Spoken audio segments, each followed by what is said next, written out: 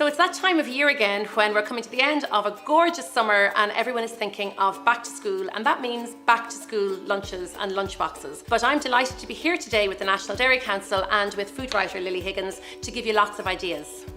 So we've got loads of ideas and tips to make going back to school that bit easier for everyone. So I would get sick of packing the same thing, and I'm sure like my kids would get sick of seeing the same thing because they tell me that. So what I'm trying to do is get like new ideas and sort of make it fun for everybody, and that I really want my kids to eat what I pack as well. And we're still really keeping nutrition at the forefront of the focus here, because everything that we have here is really packed with nutrition. Not only looks really good, but is also really something that we would want our children to be eating. So between us, Lily, we have 7 school lunches to be making every day. Exactly.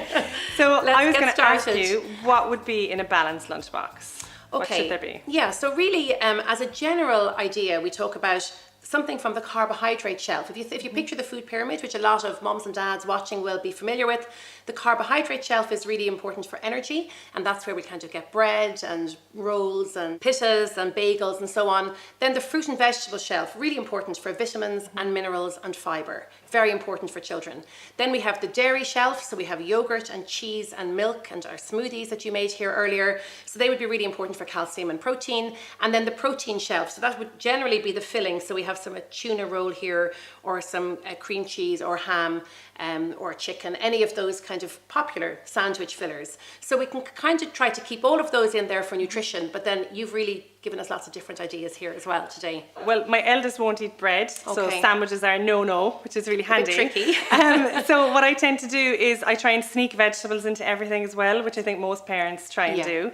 So I've got this savoury muffin, there's feta, there's eggs, whole wheat flour, loads of grated vegetables. So this is another thing that's really easy for kids to help with. So I think if the kids are helping with this, they tend to eat it and they're sort of proud of what they made. Absolutely, and research has shown that again and again, that if your child is involved, they're much more likely to eat something. And what I love about these as well is the portion size. You know, if we're talking about primary school children, these are absolutely ideal because they're small for them to manage. And again, very often school lunch breaks are quite short, so children don't have a huge amount of time. And that's why as well, I think in terms of things like yogurts, we've put them into little pots here. We have a savoury yogurt here, or yogurt with some topping. Because very often opening yogurt, some schools now aren't too keen on children bringing yogurts because they might spill, or maybe if you need to, I've peeled the orange here because again, children might take a lot of time peeling stuff. So trying to keep it small and handheld sizes are really great as well. And then over here we have some cubed cheese ideas.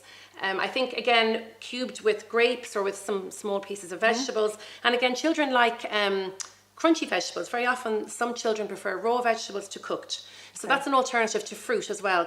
Celery sticks, carrot sticks, again with little dips, maybe with the yogurt based dip here. I think they love anything interactive, don't they? You know, like hummus that they can dip into, or something like the yogurt. Actually, hummus is another good idea with the vegetable sticks as well. Really good for a lunchbox. There's tuna in the pita bread.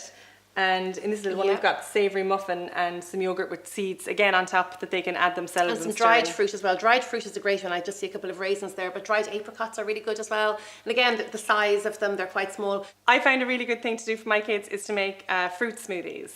So this can be like their treat. There's strawberries and there's milk and a little bit of yogurt, or else I do bananas and yogurt. And sometimes I add a little bit of cinnamon as well. They kind of like a bit of spice in it, and it's really subtle. Lovely. So I think there are lots of little kind of chilled bottles now, or little mini flasks that will keep it cold. And another idea, and particularly for older children, I know my teenagers like to bring some leftover dinners into school the next day. So, you know, it's an idea for parents, if you are cooking pasta or rice with your dinner the night before, maybe make a little bit extra, and then the next morning either in a food flask, children could bring in a little bit of bolognese with pasta, or they could just make a pasta salad, some pasta and pesto for school the next day. Or teenagers very often have access to microwaves in secondary school, so they could bring in a Tupperware container with a little bit of dinner. And again, it's a good way to avoid food wastage and to reuse, you know, dinners that you might have a little bit left over. So again, it doesn't only have to be something that's made just for the lunchbox, but kind of think of what else is left in the fridge. I think is a good way to use up leftovers too.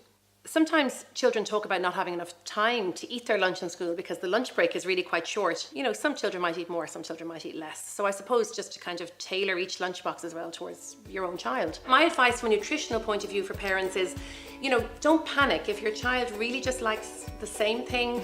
You know, go with that for a while, but always try something different, and hopefully they will become more adventurous as they get a little bit older. But also keep in mind, children have their own preferences too. So, you know, you may have someone in the family who never eats tomatoes and somebody who, you know, doesn't like carrots, but that's okay, because, you know, once they're eating something from the whole range of fruit and vegetables, they will get the nutrition that they need. So try and keeping it in there. And as you said, you may need to disguise it initially in baking or that kind of alternatives, but then hopefully over time children will see if the rest of the family are eating something, they do become more adventurous. So my advice to any parents with fatty eaters would be to stick with it, and hopefully they'll get there eventually. For further information, tips and recipes, go to ndc.ie.